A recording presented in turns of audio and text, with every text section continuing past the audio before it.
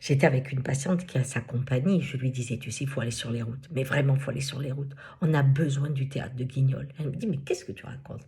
Je lui dis, mais comme du temps de Molière, comme du temps de toutes les œuvres d'art, eh bien, il faut voyager. Parce qu'aujourd'hui, on a besoin de rencontrer le public avec un personnage qui nous fait traverser le 21e siècle. L'art est un passeur. Les artistes sont des guides. Il ne faut pas oublier ça. L'art est vraiment le passeur du monde.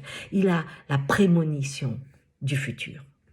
Elle me dit, attends, prémonition du futur. Elle me dit, moi, j'ai pas l'impression que je suis quelqu'un qui voit dans la boule de cristal. J'ai dit, mais si, mais tu ne le sais pas. En fait, l'intuition d'un artiste, si tu la mets à celui qui a il y a 2000 ans ou 2005, qu'importe la date, mais très longtemps, a un jour écrit juste l'histoire du jardin de l'Éden. Il était top ce mec, tu vois, quelque part. Il met un jardin qui ne bouge pas. Pour qu'il bouge, il faut transgresser. C'est-à-dire, il faut oser manger une pomme qui est quoi? La connaissance. Et il est donc interdit, si l'on veut bouger le monde, de manger cette connaissance.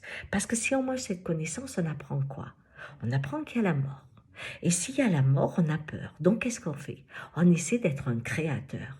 Et c'est ça le problème, c'est que comme on essaie d'être un créateur, on crée un monde sur le jardin de l'Éden. Ça, c'est la connaissance. Et cette angoisse de mort a fait évoluer notre esprit d'une façon incroyable. Et on voit qu'à travers les milliers et les milliers d'années, même des fois 1 million, notre cerveau, petit à petit, à l'intérieur, s'est transformé, s'est arrondi. C'est drôle quand même, au moment où le monde se verticalise, la forme de notre cerveau s'arrondit par rapport aux hommes préhistoriques pour développer un maximum de connexions qui amènent une connaissance.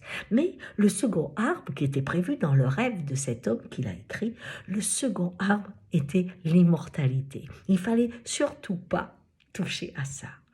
Eh bien, on va aujourd'hui, dans les discours qu'on entend de ceux qui sont très très fous et très très riches, eh bien, on va aujourd'hui commencer à penser qu'on peut être immortel. C'est incroyable, parce qu'en fait, le prix de la connaissance, le prix de l'immortalité, c'est la destruction totale du vivant paradis. Bien, comment on a fait pour l'écrire depuis tant de temps? Et quand on regarde le voyage d'autres écrivains, d'autres poètes, d'autres sages, après on les appelait des sages ou des guides spirituels, mais qui a une vision fulgurante du rêve de l'homme qui continue à rêver sur un monde qu'il ne peut pas percevoir, eh bien, tout est dit, tout est là. Et je suis émerveillée par ça.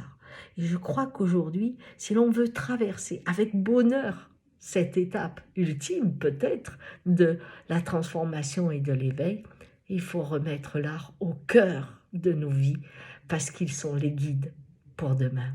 Ciao!